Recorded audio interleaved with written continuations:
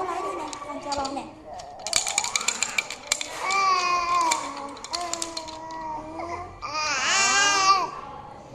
Cái gì đó? Con cá bơi bơi nè, con cá bơi bơi nè. Con cá bơi bơi nè. Con cá bơi bơi nè. Mình lấy được thôi, mình lấy được thôi. Lại nha, lại nha. Mình lại nha. Nè cho Bo nè. Mình lại nè.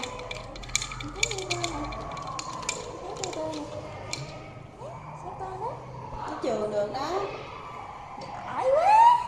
Tiếp nhé, con cá bơi bơi nè. Con cá bơi bơi nè. Con cá bơi bơi nè. Hả? Giỏi quá, con cá bơi bơi nè. Con cá bơi bơi nè. Hả? Con thích cái nào? Con thích cái nào?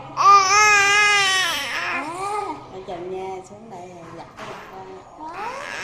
Con thích cái nào? Nước. Em bé hả Bo? Em bé nào hả? Em bé nào vậy? Em bé nào á?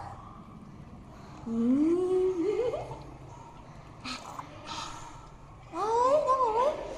Em bé Bo đâu rồi? Phải không? Đâu rồi? Đâu rồi? Bo lấy được chưa? Bo lấy được chưa?